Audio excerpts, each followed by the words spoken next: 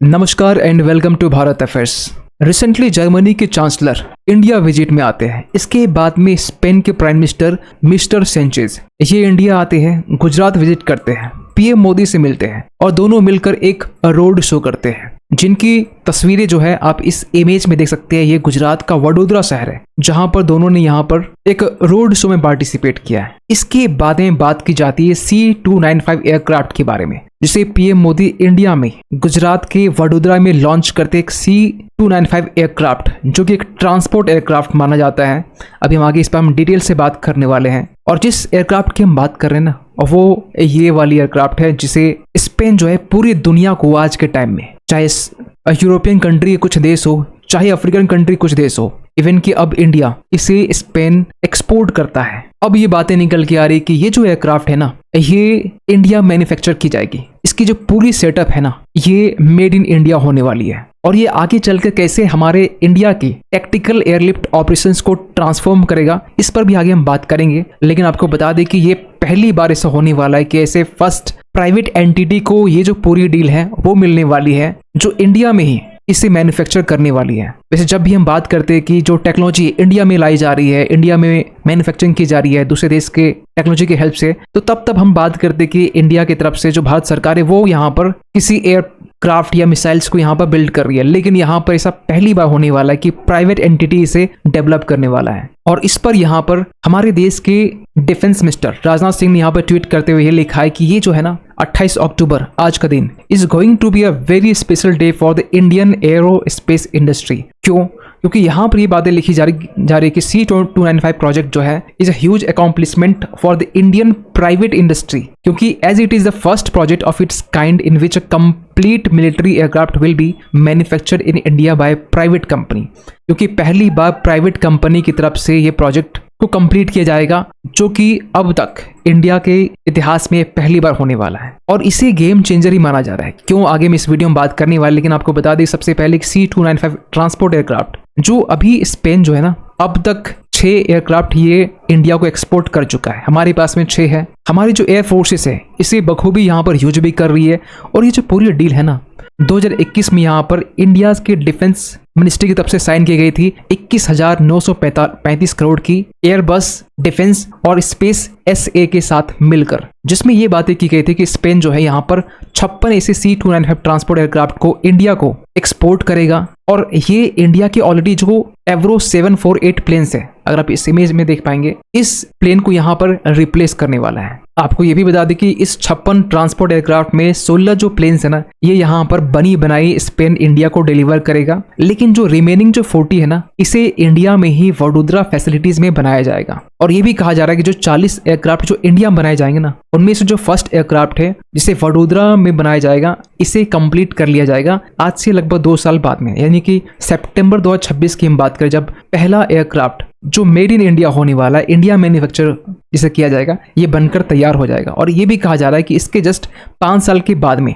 2031 की हम बात करें, जब टोटल जो 40 यूनिट है ना, ये इंडिया में इसे बनाकर डिलीवर भी कर दिया जाएगा। कुछ खास बात अगर हम बात करें C295 के बारे में, जिसकी जो लंबाई है ना 24.45 मीटर लंबाई है, और चौड़ाई की बात करें या ऊंचाई की बात करें तो 8.66 मीटर जो इसकी है, ये ऊंचाई मानी जाती है। विंग स्पेन 2581 मीटर की है। क्रू यहाँ पर 2 आ सकते हैं। कैपेसिटी की बात करें ना, तो यहाँ पर 71 ट्रूप्स, और पैरा ट्रूप्स की बात करें तो ये 50 पैरा ट्रूप्स इसमें आ सकते हैं। लेकिन क्यों माना जा रहा है कि ये जो C295 एयरक्राफ्ट है एक गेम चेंजर होने वाला है? पहले आपको बता दें कि ये जो एयरक्राफ्ट है ना, 5 से लेकर 10 टन की जो कैपेसिटी है वो कैरी कर सकता है, जो कि हमारे पास ऑलरेडी जो एवरो 748 प्लेन्स है जिसकी हम बात कर रही है वाली, इसे कंप्लीटली यहाँ पर रिप्लेस करने वाली है। आपको ये भी बता दें कि टेक्टिकल ट्रांसपोर्ट में भी इसे यूज किया जा सकता है, चाहे लॉजिस्टिक ऑपरेशंस की बात करें, इसमें भी इसे प्रॉपर तरीके से इसे यूज किया जा सकता है। इवन इस एयरक्राफ्ट को रॉबस्ट एंड रिलायबल माना जा रहा है, क्योंकि इनकी जो फ्लाइट इंड्योरेंस है ये 11 घंटे की है, अप टू 11 घंटे। मतलब ये कि अगर ये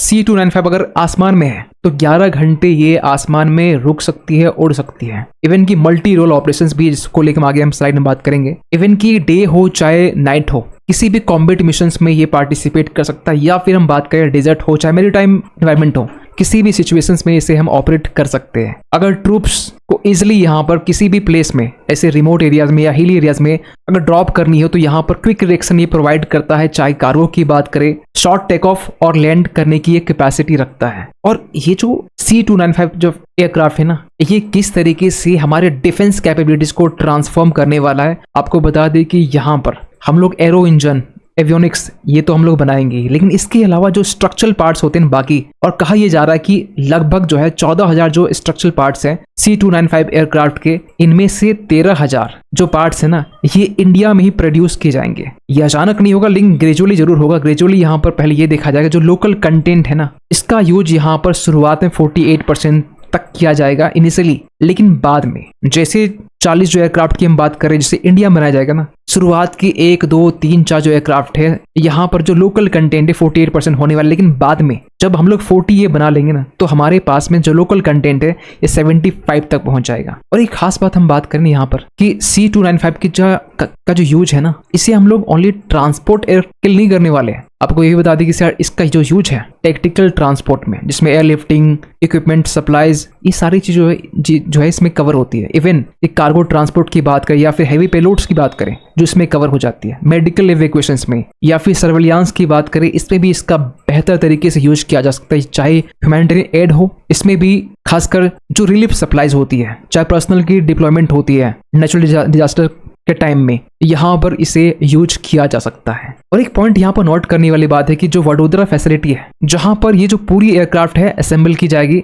ओनली असेंबली नहीं, कंप्लीट प्रोडक्शंस यहाँ पर की जाएगी, जिनमें से असेंबली की बात हो, टेस्टिंग की बात हो, फाइनल डिलीवरी की बात हो, ये सारी चीज जो है वडोदरा फैसिलिटी में यहाँ पर आगे आने वाले टाइम में देखी जाएगी। इवन यहाँ पर इसके लिए पीएम मोदी ने भी यहाँ पर इस बात के लिए कहा है कि जो वडोदरा फैसिलिटी है, the setup as a complete ecosystem, जहां पर मैन्युफैक्चरिंग भी होगी, असेंबली भी होगी, test, qualification, delivery, maintenance, complete जो लाइफ साइकिल एयरक्राफ्ट की यहाँ पर देखी जाएगी। और एक अच्छी बात पता है यहाँ पर क्या है कि अगर इंडिया में 40 एयरक्राफ्ट इसकी बनती है तो इससे यहाँ पर जो लोग हैं, इसे यहाँ पर रोजगार भी मिलने वाला है। कहा यह जा रहा है कि ऐसे 15,000 हाई स्किल्ड जॉब्स है वो क्रिएट होंगे, इवन की 10,000 ऐसे इनडायरेक्ट जॉब्स है वो यहाँ पर क्रिएट की जाएगी। और अचानक ये चीजें जो है ना, ये इंडिया क्यों यहाँ परचेज कर रहा है, इंडिया क्यों इसके पर ज्यादा फोकस कर रहा है। आपको पहले बता दें कि ओनली इंडिया नहीं, और ग्लोबल एडॉप्शंस की बात करें, जिससे हम बात करते हैं कि स्पेन की जो एयरक्राफ्ट है, आपने बहुत कम सुनी हो कि स्पेन की जो एयरक्राफ्ट है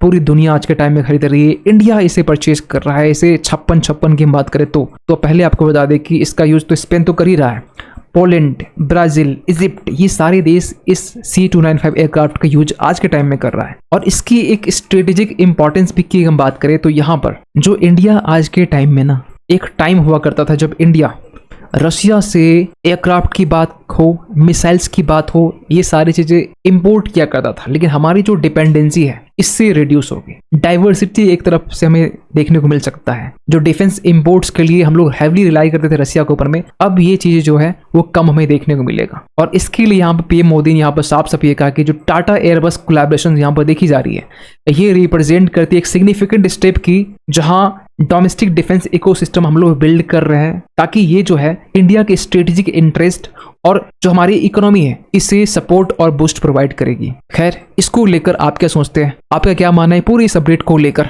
कमेंट कीजिएगा। और जाते जाते एक क्वेश्चन आप सभी के लिए, हाल ही में किस इंस्टीट्यूट ने यहाँ पर लीडरशिप समिट 2024 इसे होस्ट किया है? आपके पास में ऑप्शन है IIT Guwahati, IIT Delhi, IIT Kanpur या फिर IIT बॉम्बे। सही आंसर कीजिएगा कमेंट सेक्शन पे। मिलते किसी अगले वीडियो में, तब तक के लिए थैंक यू सो मच।